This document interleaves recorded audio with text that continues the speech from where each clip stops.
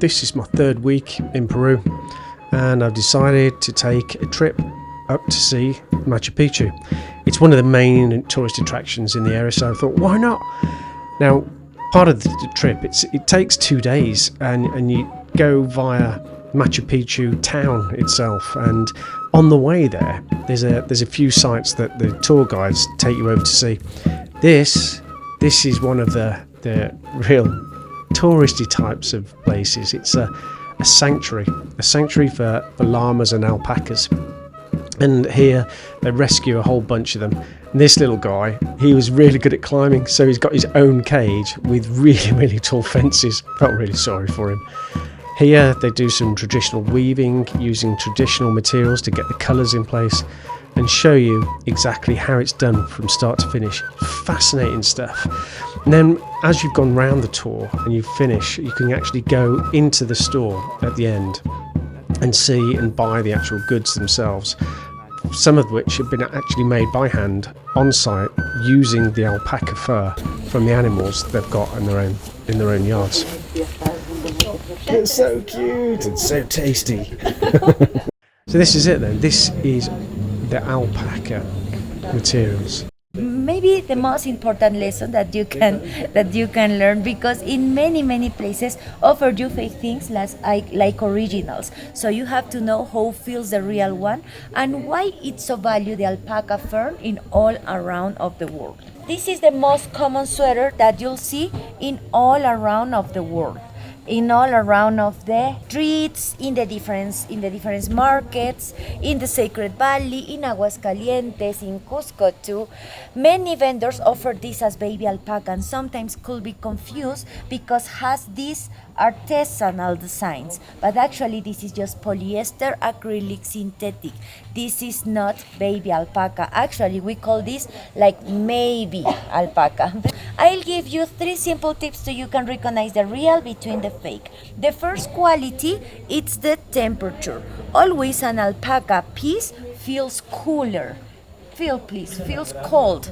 If you'll see, each of these filaments by a microscopic has small tubes, and this reacts. In a hot place will be closed and you'll feel fresh, breathable. But in a cold place like Boba's will expand and keep warm. Is the reason the alpacas can survive here, because you can see our weather is crazy.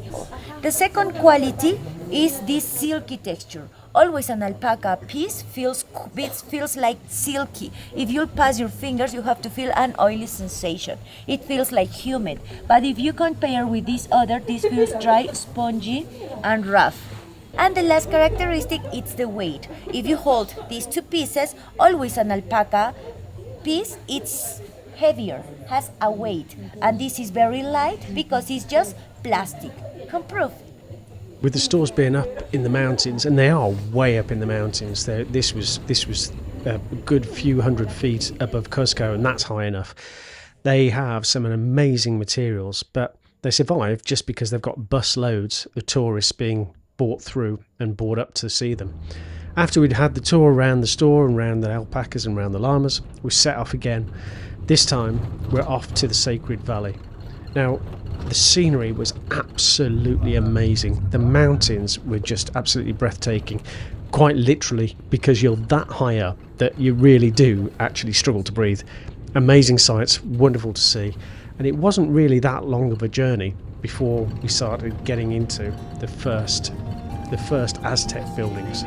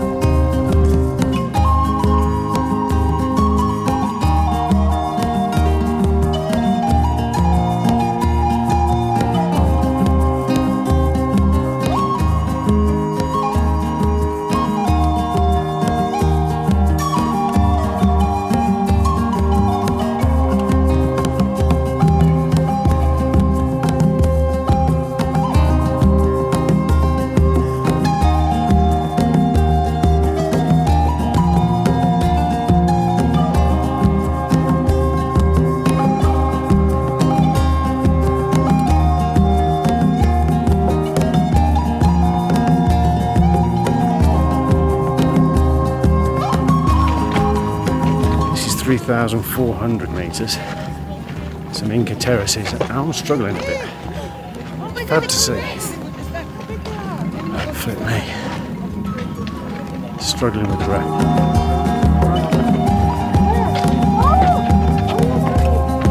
Some sheep and alpacas coming on the trail. Still climbing. Oh yeah, the head thing is the sun. It's quite warm, but not overly. Over here, 345. What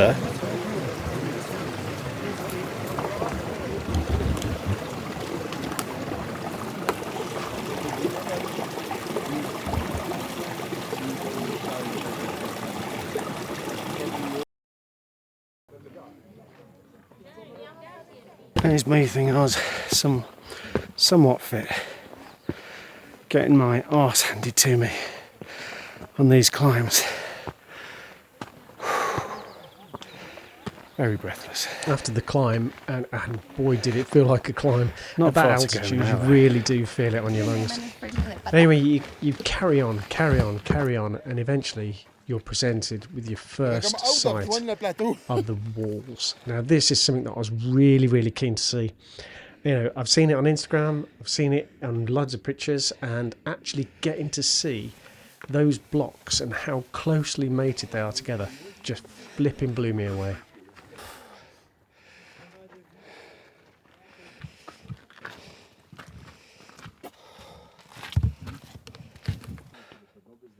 A lot of pathways, getting a bit lost. I'm supposed to be back at the guide, with the guide, about 10 minutes ago, but struggling to find a way to get back out. After making my way back to the bus, we had a short ride back then to a new place, a place called Urubambu. Here we're directed into a tourist type store, and so lots of jewellery and stuff that's made locally, but this wasn't such a good experience for me. Well, I didn't realise it, not until I got back home. They had overcharged me to the tune of 1,100 quid. Be wary, you know, when you're on these tours, you do tend to feel like you can switch off and you can be guided and directed, and it's great because you can just switch off. However, sometimes if you switch off, you can get caught out.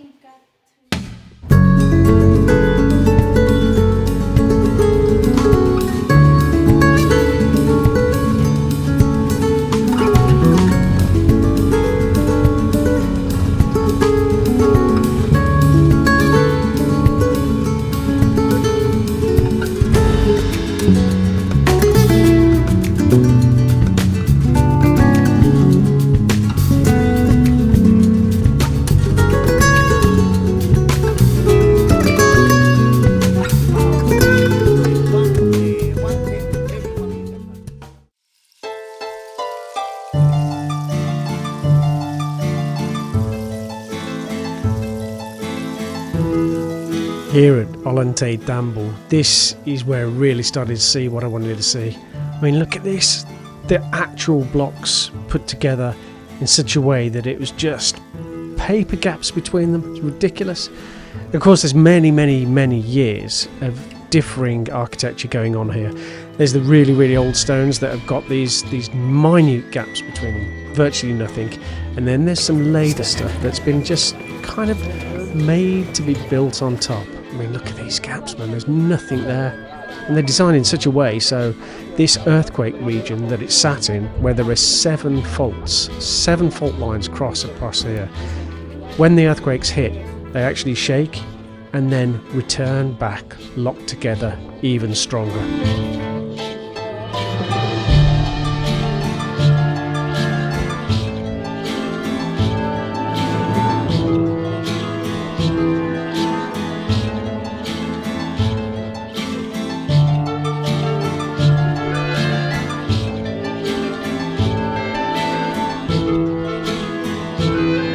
Looking inside these niches, it was clear this was not about a 2-dimensional fascia.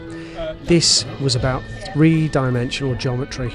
You can see that the walls inside are built to all fascias of the supporting stones. It was phenomenal.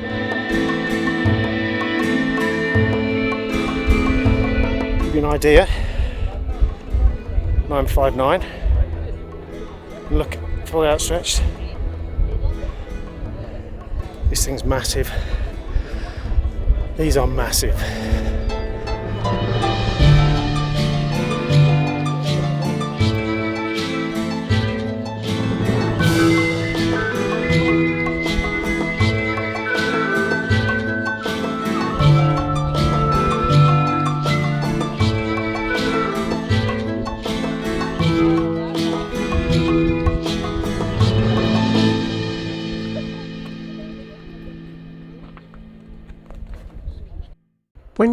When you stop and look out, you do kind of realise what's been achieved at this site.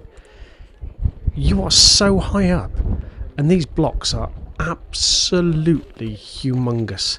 You can see here, the guy walking past, that block is about 14 foot high, solid granite, and it's been carried up a hillside. They've been placed in such a way, strategically, that they lock together and are angled so they are earthquake proof. It's a phenomenal piece of engineering, and when you consider how long ago in time this actually took place, it just spins you out. It really is bemusing and confusing as to how this was achieved. Later on, down at the bottom of the hill, I did find a rock mine. It's hard to work out whether these were actually part of building blocks that were used originally, or if these were parts of subsequent findings that were just sort of stored and kept together in such a way that, you know, maybe they could be repairables or used as part of the pathways for the public to go through. But either way, it's just, you know, fascinating to see these very, very delicate fine cutouts and carvings into solid granite. After the first fascinating insight to the Sacred Valley, it was time to move on. Time to move to Machu Picchu town. We caught a train and travelled on. So if you want to see the rest of that journey, then why not click on the subscribe button down here, and then you can catch up with the next part of this amazing journey.